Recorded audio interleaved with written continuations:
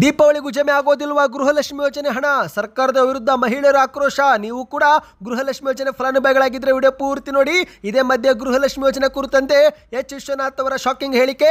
CM ಸಿದ್ದರಾಮಯ್ಯರ ವಿರುದ್ಧ ವಾಗ್ದಾಳಿ ಮಾಡಿದ್ದಾರೆ. ಎಲ್ಲ ಮಾಹಿತಿಗಳು ಬಂದಿವೆ ಸ್ನೇಹಿತರೆ. ಚಿನ್ನ ಖರೀದಿ ಕುರಿತಂತೆ ಮುಖ್ಯವಾದ ಮಾಹಿತಿ.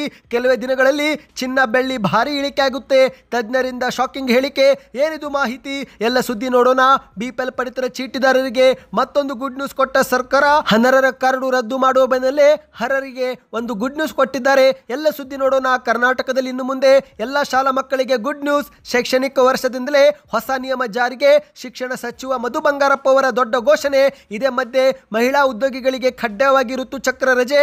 ಕಾನೂನು ಪಾಲನೆ ಮಾಡದವರ ವಿರುದ್ಧ ಕಠಿಣ ಕ್ರಮ ಎಂದು ಕಾರ್ಮಿಕ ಸಚಿವ ಸಂತೋಷ್ ಲಾಡ್ ಅವರ ಹೇಳಿಕೆ. ಎಲ್ಲ ಸುದ್ದಿಗಳನ್ನು ಡೀಟೇಲ್ ಆಗಿ ನೋಡೋಕ್ಕಿಂತ ಮೊದಲು ಪ್ರತಿಯೊಬ್ಬರು ವಿಡಿಯೋಗೆ ಲೈಕ್ ಮಾಡಿ. ನೀವು ನಮ್ಮ ಚಾನಲ್ಗೆ ಮೊದಲು ಬಾರಿ ಭೇಟಿ ಕೊಡ್ತಿದ್ದೀರಾ ಹಾಗಾದ್ರೆ ಸಬ್ಸ್ಕ್ರೈಬ್ ಬಟನ್ ಕೂಡ ಕ್ಲಿಕ್ ಮಾಡಿ ಸ್ನೇಹಿತರೆ. ಗೃಹಲಕ್ಷ್ಮಿ ಯೋಜನೆಯಿಂದ ಹಿಡಿದು ಬಿಪಿಎಲ್ ಕಾರ್ಡ್ ಯೋಜನೆಯವರೆಗೆ ದೇಶ ಮತ್ತು ರಾಜ್ಯದ ಯೋಜನೆಗಳು ಸೇರಿದಂತೆ ಎಲ್ಲ ಮಾಹಿತಿಗಳನ್ನು ಇದೇ ಒಂದು ಚಾನೆಲ್ ಮೂಲಕ ನಾವು ತಂದು ಕೊಡುತ್ತೇವೆ. ಹಾಗಾಗಿ ಪ್ರತಿಯೊಬ್ಬರು ವಿಡಿಯೋಗೆ ಲೈಕ್ ಮಾಡಿ, ಚಾನಲ್ಗೆ ಸಬ್ಸ್ಕ್ರೈಬ್ ಮಾಡಿ ಮತ್ತು ಯಾವ ಊರಿನಿಂದ ವಿಡಿಯೋ ನೋಡ್ತಿದ್ದೀರಾ ಕಮೆಂಟ್ ಕೂಡ ಮಾಡಿ. ಬನ್ನಿ ಸ್ನೇಹಿತರೆ, ಎಲ್ಲ ಸುದ್ದಿಗಳನ್ನು ನೋಡ್ತಾ ಹೋಗೋಣ. ಇದೀಗ ದೀಪಾವಳಿ ಹತ್ತಿರ ಬಂದರೂ ಕೂಡ ಹಣ ಜಮವಾಗುತ್ತಿಲ್ಲ.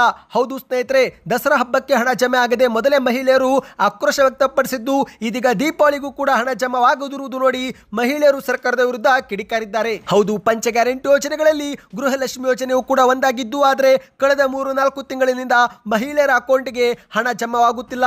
ಹೌದು, ಒಂದು ಕಡೆಯಲ್ಲಿ ಸರ್ಕಾರ ಮಾತ್ರ ಈ ಬಗ್ಗೆ ಪ್ರಶ್ನೆ ಮಾಡಿದಾಗ 1 ವಾರದಲ್ಲಿ ಹಾಕುತ್ತೇವೆ, ಹಬ್ಬಕ್ಕೆ ಹಾಕುತ್ತೇವೆ ಎಂದೆಲ್ಲ ಆಶ್ವಾಸನೆ ನೀಡುತ್ತಲೇ ಇದೆ. ಆದರೆ ಇತ್ತ ಫಲಾನುಭವಿಗಳಿಗೆ ಹಣ ಜಮವಾಗುತ್ತಿಲ್ಲ. ಇದರಿಂದ ಮತ್ತಷ್ಟು ಆಕ್ರೋಶ ಭುಗಿಲೆದಿದೆ. ಹೌದು ಸ್ನೇಹಿತರೆ, ಈ ಒಂದು ಹಿಂದೆನೆ ಮಹಿಳೆಯರು ಹಣ ಜಮಾ ಆಗುತ್ತಿಲ್ಲ ಎಂದು ಕೇಳಿದಾಗ ದಸರಾ ಹಬ್ಬದ ಸಮಯಕ್ಕೆ ಹಾಕಲಾಗುವುದು ಎಂದು ಸಚಿವ ಲಕ್ಷ್ಮೀ ಹೆಬ್ಬಾಳ್ಕರ್ ಅವರು ಹೇಳಿಕೆ ಕೊಟ್ಟಿದ್ರು. ಆದರೆ ದಸರಾ ಹಬ್ಬ ಮುಗಿದು ಅಕ್ಟೋಬರ್ 15 ದಿನ ಕಳೆದರೂ ಕೂಡ ಇದುವರೆಗೂ ಹಲವು ಮಹಿಳೆಯರಿಗೆ ಹಣ ಬಂದಿಲ್ಲ ಸ್ನೇಹಿತರೆ. ಹೌದು, ದಸರಾ ಮುಗಿದು ದೀಪಾವಳಿ ಕೂಡ ಬಂದರೂ ಹಣ ಬಾರದೇ ಇರುವುದನ್ನು ನೋಡಿ ಸರ್ಕಾರದ ವಿರುದ್ಧ ಕರ್ನಾಟಕದ ಮಹಿಳಾ ಮಣಿಯರು ಈಗ ಕಿಡಿಕಾರಿದ್ದಾರೆ. ಬ್ಯಾಂಕುಗಳಿಗೆ ಹಣ ಜಮವಾಗುತ್ತಿಲ್ಲ. ಹೌದು, ಒಂದು ಕಡೆಯಲ್ಲಿ ಸರ್ಕಾರದಿಂದ ಹಣ ಬಿಡುಗಡೆ ಮಾಡಲಾಗಿದೆ, ಹಣಕಾಸು ಇಲಾಖೆಯಿಂದ ಹಣ ಬಿಡುಗಡೆ ಮಾಡಿದ್ದೇವೆ ಎಂದು ಲಕ್ಷ್ಮೀ ಹೆಬ್ಬಾಳ್ಕರ್ ಅವರು ಹೇಳಿಕೆ ಕೊಟ್ಟಿದ್ದಾರೆ. ಆದರೆ ಆ ಒಂದು ಹಣ ಫಲಾನುಭವಿಗಳಿಗೆ ತಲುಪುತ್ತಿಲ್ಲ. ಇತ್ತ ಮಹಿಳಾ ಫಲಾನುಭವಿಗಳು ಬ್ಯಾಂಕು ಮತ್ತು ಅಂಚೆ ಕಚೇರಿಗೆ ಓಡಾಡುತ್ತಾ ಇದ್ದ ಹಣವು ಕೂಡ ಖಾಲಿ ಮಾಡಿಕೊಳ್ಳುತ್ತಿದ್ದಾರೆ. ಇದೇ ಮಧ್ಯೆ ಮಹಿಳಾ ಮತ್ತು ಮಕ್ಕಳ ಕಲ್ಯಾಣ ಇಲಾಖೆ ಈ ಬಗ್ಗೆ ಗಮನ ಹರಿಸಬೇಕು, ಬಾಕಿ ಕಂತುಗಳನ್ನು ಶೀಘ್ರವೇ ಬಿಡುಗಡೆ ಮಾಡುವಂತೆ ಮಹಿಳೆಯರು ಇದೀಗ ಆಗ್ರಹಿಸಿದ್ದಾರೆ. ಹೌದು ಸ್ನೇಹಿತರೆ, ಬಾಕಿ ಕಂತು ಜಮವಾದರೆ ದೀಪಾವಳಿ ಹಬ್ಬವನ್ನ ಸಂತೋಷದಿಂದ ಆಚರಿಸಬಹುದು ಎಂದು ಮಾಧ್ಯಮಗಳ ಮೂಲಕ ಮನವಿ ಮಾಡಿದ್ದಾರೆ. ಮೊದಲೇ ರಾಜ್ಯದಲ್ಲಿ ಅಗತ್ಯ ವಸ್ತುಗಳ ಬೆಲೆಯೂ ಕೂಡ ಏರಿಕೆಯಾಗಿ ಹಲವು ಬಡ ಕುಟುಂಬಗಳು ಕಂಗಾಲಾಗಿ ಹೋಗಿದ್ದು, ಇದೇ ಒಂದು ಗೃಹಲಕ್ಷ್ಮಿ ಯೋಜನೆ 2,000 ರೂಪಾಯಿ ತುಂಬಾನೇ ಸಹಾಯಕ ಮಾಡಿದೆ. ಗೃಹಲಕ್ಷ್ಮಿ ಯೋಜನೆ ಹಣದಿಂದಲೇ ಇಂದು ಬಹುತೇಕ ಕುಟುಂಬಗಳ ಆರ್ಥಿಕ ಪರಿಸ್ಥಿತಿ ಕೊಂಚ ಸುಧಾರಿಸಿದೆ. ಆದರೆ ಇದೇ ಮಧ್ಯೆ ಸರ್ಕಾರ 3-4 ತಿಂಗಳಿನಿಂದ ಹಣ ಜಮಾ ಮಾಡದಿರುವುದರಿಂದ ಮತ್ತೊಮ್ಮೆ ಜೀವನ ನಡೆಸಲು ಕಷ್ಟವಾಗಿದೆ ಎಂದು ಮಹಿಳೆಯರು ತಮ್ಮ ನೋವನ್ನು ತೋಡಿಕೊಂಡಿದ್ದಾರೆ. ಇನ್ನು ಇದೇ ಮಧ್ಯೆ ಗೃಹಲಕ್ಷ್ಮಿ ಯೋಜನೆ ಕುರಿತಂತೆ ಮತ್ತು ಮುಖ್ಯಮಂತ್ರಿ ಸಿದ್ದರಾಮಯ್ಯರ ವಿರುದ್ಧ ಎಚ್ ವಿಶ್ವನಾಥ್ ಅವರು ವಾಗ್ದಾಳಿ ಮಾಡಿದ್ದಾರೆ. ಹೌದು ಗೆಳೆಯರೆ, ಸುದ್ದಿಗೋಷ್ಠಿಯಲ್ಲಿ ಮುಖ್ಯಮಂತ್ರಿ ಸಿದ್ದರಾಮಯ್ಯರ ವಿರುದ್ಧವೇ ನೇರವಾಗಿ ಕಿಡಿಕಾರಿದ್ದಾರೆ. ಜನರ ಬೆವರಿನ ದುಡ್ಡನ್ನ ನಿನಗೆ ಇಷ್ಟ ಬಂದ ಹಾಗೆ ಕೊಡ್ತಿದ್ಯಾ ಸಿದ್ದರಾಮಯ್ಯ ಎಂದು ವಾಗ್ದಾಳಿಯನ್ನ ಮಾಡಿದ್ದಾರೆ. ಹೌದು ಸ್ನೇಹಿತರೆ, ಗೃಹಲಕ್ಷ್ಮಿ ಯೋಜನೆಗಾಗಿ ಕೋಟ್ಯಾಂತರ ರೂಪಾಯಿ ಇಂದು ಖರ್ಚು ಮಾಡುತ್ತಿರುವ ಸಿಎಂ ಸಿದ್ದರಾಮಯ್ಯ ಸರ್ಕಾರದ ವಿರುದ್ಧ ಎಚ್ ವಿಶ್ವನಾಥ್ ಅವರು ವಾಗ್ದಾಳಿ ಮಾಡಿದ್ದಾರೆ. ಗೃಹಲಕ್ಷ್ಮಿ ಯೋಜನೆ ಅಂತ ಮಹಿಳೆಯರಿಗೆ ತಿಂಗಳಿಗೆ 2,000 ರೂಪಾಯಿ ಕೊಡ್ತಿದ್ದಾರೆ. ಅದಕ್ಕೆ ಯಾವ ಮಾನದಂಡ ಏನು ನಿಯಮ ಹಾಕೇ ಇಲ್ಲ. ಕನಿಷ್ಠ ಇಂದು ವೃದ್ಧಾಪ್ಯ ಪಿಂಚಣಿ, ಅಂಗವಿಕಲರ ಪಿಂಚಣಿಗಾದ್ರೂ ಏನೇನೋ ಮಾನದಂಡ ಷರತ್ತುಗಳು ಇರುತ್ತವೆ. ಆದರೆ ಈ ಗೃಹಲಕ್ಷ್ಮಿ ಯೋಜನೆಗೆ ಯಾವುದೇ ಮಾನದಂಡ ಇಲ್ಲ, ಯಾವುದೇ ಷರತ್ತು ಇಲ್ಲ. ನನ್ನ ಹೆಂಡತಿಗೂ ಫ್ರೀ, ನಿನ್ನ ಹೆಂಡತಿಗೂ ಫ್ರೀ ಎನ್ನುತ್ತಾರೆ ಎಂದು ಸರ್ಕಾರದ ವಿರುದ್ಧ ಕಿಡಿಕಾರಿದ್ದಾರೆ. ಈಗ ಮಹಿಳೆಯರಿಗೆ 2,000 ರೂಪಾಯಿ ಕೊಡುತ್ತಿರುವುದು ನಿಮ್ಮ ಸ್ವಂತ ದುಡ್ಡಿಂದಲ್ಲ, ಜನರು ಬೆವರು ಸುರಿಸಿ ತೆರಿಗೆ ರೂಪದಲ್ಲಿ ಖಜಾನೆ ತುಂಬಿಸಿದ್ದಾರೆ. ಆ ದುಡ್ಡನ್ನ ನಿಮಗೆ ಇಷ್ಟ ಬಂದ ಹಾಗೆ ನೀವು ಹೇಗೆ ಕೊಡ್ತಿದ್ದೀರಾ ಎಂದು ಪ್ರಶ್ನೆಯನ್ನ ಮಾಡಿದ್ದಾರೆ. ಗೃಹಲಕ್ಷ್ಮಿ ಯೋಜನೆಗೆ ಸಾವಿರಾರು ಕೋಟಿ ಖರ್ಚು ಮಾಡೋದು ಬಿಟ್ಟು ಅದರ ಬದಲಿಗೆ 100 ಕೋಟಿ ಕೊಟ್ಟರೆ ಚುಂಚನ ಕಟ್ಟೆದು ಸಕ್ಕರೆ ಕಾರ್ಖಾನೆ ಓಪನ್ ಆಗುತ್ತೆ. ಇದರಿಂದ ಕಬ್ಬು ಬೆಳೆಯುವವನು, ಸಾಗಿಸುವವನು ಮತ್ತು ಎಲ್ಲರಿಗೂ ಕೂಡ ಉದ್ಯೋಗವಾಗುತ್ತಿತ್ತು. ನನಗಂತೂ ಗೊತ್ತಿಲ್ಲಪ್ಪ, ಮಂತ್ರಿಗಳೆಲ್ಲ ಯಾಕೆ ಬಾಯಿ ಮುಚ್ಚಿಕೊಂಡು ಕೂತಿದ್ದಾರೋ ಎಂದು ಪ್ರಶ್ನೆಯನ್ನ ಮಾಡಿದ್ದಾರೆ. ಸಿದ್ದರಾಮಯ್ಯನವರು ಮೊದಲು ನಾನು ಎನ್ನುವುದನ್ನು ಬಿಡಬೇಕು ಎಂದು ವಾಗ್ದಾಳಿಯನ್ನ ಮಾಡಿದ್ದಾರೆ. ಸರ್ಕಾರದಲ್ಲಿ ಹಲವು ರೀತಿಯ ಬದಲಾವಣೆಗಳು ಆಗಬೇಕು, ಸುಳ್ಳು ಹೇಳುವುದನ್ನು ಇವರು ಬಿಡಬೇಕು ಎಂದು ಮಾಧ್ಯಮಗಳ ಮುಂದೆ ಆಕ್ರೋಶ ವ್ಯಕ್ತಪಡಿಸಿದ್ದಾರೆ. ಬನ್ನಿ ಸ್ನೇಹಿತರೆ, ಈಗ ಮತ್ತೊಂದು ಮುಖ್ಯವಾದ ಮಾಹಿತಿ ಹೋಗೋಣ. ಚಿನ್ನ ಕುಸಿದ ಮೇಲೆ ಖರೀದಿ ಮಾಡಿದರೆ ಆಯ್ತು ಎಂದು ಕಾದು ಕುಳಿತವರಿಗೆ ಒಂದು ನೆಮ್ಮದಿಯ ಸುದ್ದಿ ಬಂದಿದೆ. ಹೌದು ಸ್ನೇಹಿತರೆ, ಕೆಲವೇ ದಿನಗಳಲ್ಲಿ ಚಿನ್ನ ಮತ್ತು ಬೆಳ್ಳಿ ಬೆಲೆಯಲ್ಲಿ ಭಾರಿ ಇಳಿಕೆ ಆಗುತ್ತೆ ಎಂದು ತಜ್ಞರಿಂದ ಶಾಕಿಂಗ್ ಮಾಹಿತಿ. ಚಿನ್ನ ಮತ್ತು ಬೆಳ್ಳಿ ಬೆಲೆಗಳು ಈಗಾಗಲೇ ದಾಖಲೆ ಮಟ್ಟ ತಲುಪಿದೆ ಸ್ನೇಹಿತರೆ. ಚಿನ್ನದ ಬೆಲೆ ಇಳಿಕೆ ಆಗುತ್ತೆ ಎಂದು ನಿರೀಕ್ಷೆ ಇಟ್ಟುಕೊಂಡವರಿಗೆ ದಿನ ಹೋದಂತೆ ಈಗಾಗಲೇ ನಿರಾಸೆ ಆಗ್ತಾ ಇದೆ. ಯಾಕಂದ್ರೆ 1 ಲಕ್ಷ ಇದ್ದಂತ ಚಿನ್ನ 1,30,30,000 ಗಡಿ ದಾಟಿದೆ.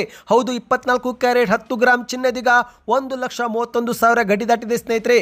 ಚಿನ್ನ ಬೆಲೆ ಏರಿಕೆ ಆಗುತ್ತಿದೆ, ಆದರೆ ಚಿನ್ನ ಖರೀದಿ ಮಾಡುವವರು ಮಾತ್ರ ನಿಲ್ಲುತ್ತಿಲ್ಲ. ಗ್ರಾಹಕರು ದಿನದಿಂದ ದಿನಕ್ಕೆ ಚಿನ್ನವು ಕೂಡ ಖರೀದಿ ಮಾಡುತ್ತಿದ್ದಾರೆ. ಇದೇ ಮಧ್ಯೆ ತಜ್ಞರು ಒಂದು ಶಾಕಿಂಗ್ ಹೇಳಿಕೆ ಕೊಟ್ಟಿದ್ದಾರೆ. ಅದೇನೆಂದರೆ, ಚಿನ್ನದ ಬೆಲೆ ಶೀಘ್ರದಲ್ಲೇ ದೊಡ್ಡ ಮಟ್ಟದಲ್ಲಿ ಕುಸಿಯುವ ಸಾಧ್ಯತೆ ಇದೆ ಎಂದು ತಜ್ಞರು ಭವಿಷ್ಯ ನುಡಿದಿದ್ದಾರೆ. ಫೇಸ್ 360 ಸಂಸ್ಥೆಯ ಸಹ ಸಂಸ್ಥಾಪಕ ಮತ್ತು ಮುಖ್ಯ ಜಾಗತಿಕ ತಂತ್ರಜ್ಞಾನಿ ಆಗಿರುವ ಅಮಿತ್ ಗೋಯಲ್ ಎನ್ನುವರು ಈಗ ಬೆಲೆಗಳು ಏನು ಏರಿಕೆಯಾಗಿದೆ, ಇದು ದೀರ್ಘಕಾಲ ಉಳಿಯೋದಿಲ್ಲ, ಶೀಘ್ರದಲ್ಲೇ ದೊಡ್ಡ ಮಟ್ಟದಲ್ಲಿ ಕುಸಿತವಾಗುತ್ತೆ.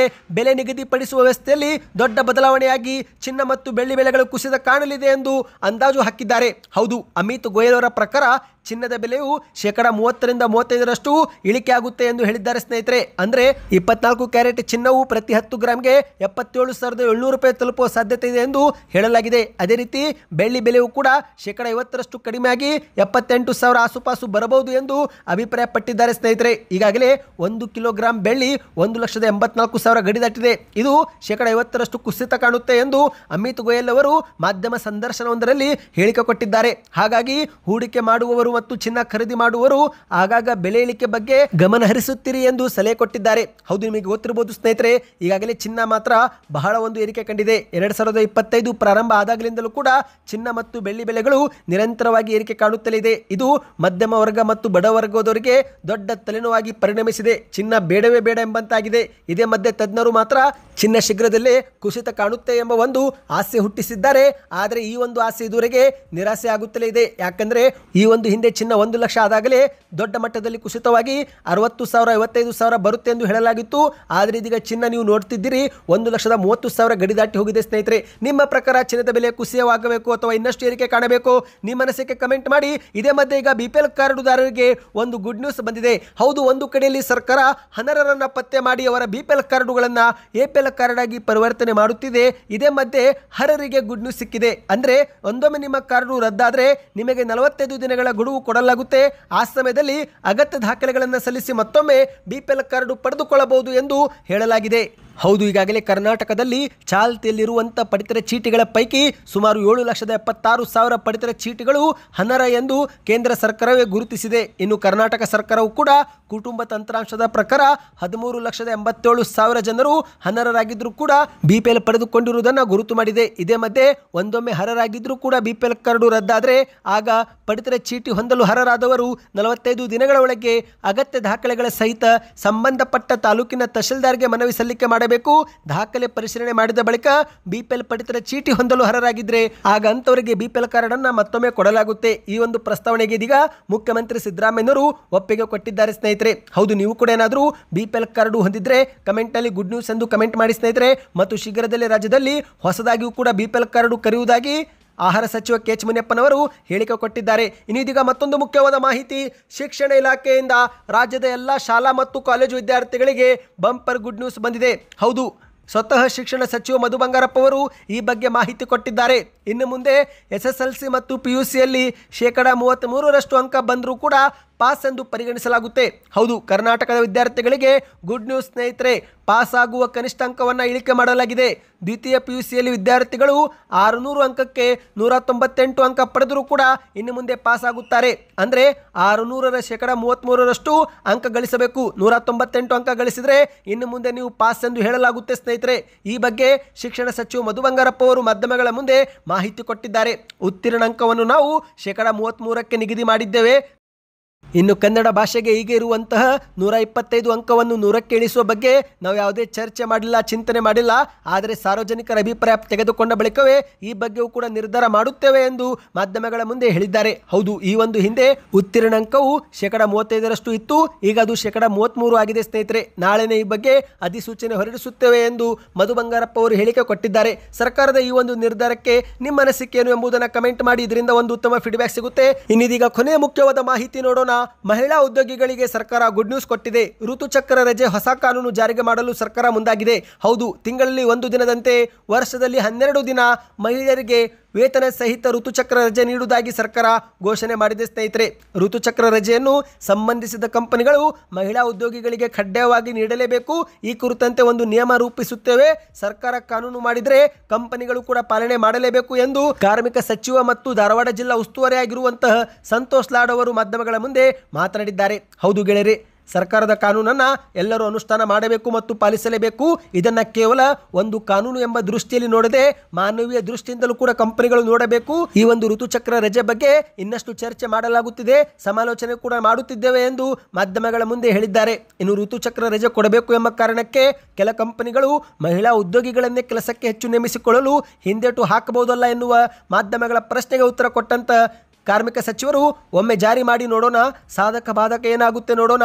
ಹಾಗೆ ನೋಡಿದರೆ ಈ ರಜೆ ನೀತಿಯನ್ನು ಕಂಪನಿಗಳು ಪಾಲಿಸಬೇಕು. ಒಂದೊಮ್ಮೆ ಪಾಲನೆ ಮಾಡದಿದ್ದರೆ ಆಗ ಕಾನೂನು ಕ್ರಮ ತೆಗೆದುಕೊಳ್ಳುತ್ತೇವೆ ಎಂದಿದ್ದಾರೆ. ಸಮಾಜದಲ್ಲಿ ಮತ್ತು ಕುಟುಂಬದಲ್ಲಿ ಮಹಿಳೆಯರ ಪಾತ್ರ ದೊಡ್ಡದಿದೆ. ಅವರು ಮನೆಗಳಲ್ಲೂ ಕೂಡ ದುಡಿಯುತ್ತಾರೆ, ಹೊರಗಡೆ ಕೆಲಸಕ್ಕೂ ಕೂಡ ಹೋಗುತ್ತಾರೆ. ಅವರ ಮೇಲೆ ಮಾನಸಿಕ ಒತ್ತಡವೂ ಕೂಡ ಇರುತ್ತೆ. ಹಾಗಾಗಿ ಎಲ್ಲವನ್ನು ಕೂಡ ಗಮನದಲ್ಲಿಟ್ಟುಕೊಂಡೇ ಈ ಒಂದು ಋತುಚಕ್ರ ರಜೆ ನೀತಿ ನಾವು ಜಾರಿಗೆ ಮಾಡಿದ್ದೇವೆ ಎಂದಿದ್ದಾರೆ ಸ್ನೇಹಿತರೆ. ಸದ್ಯಕ್ಕೆ ಎಷ್ಟೇ ಇತ್ತು, ಈ ಎಲ್ಲ ಮಾಹಿತಿ ಇಷ್ಟವಾಯ್ತಾ? ಹಾಗಾದರೆ ವಿಡಿಯೋಗೆ ಲೈಕ್ ಮಾಡಿ ಸ್ನೇಹಿತರೆ. ನಿಮ್ಮ ಅನಿಸಿಕೆಗಳನ್ನು ಕಮೆಂಟ್ ಮಾಡ್ತಾ, ಮಾಹಿತಿ ಇಷ್ಟವಾಗಿದ್ದರೆ ವಿಡಿಯೋ ನಿಮ್ಮ ಗೆಳೆಯರಿಗೂ ಕೂಡ ಶೇರ್ ಮಾಡಿ.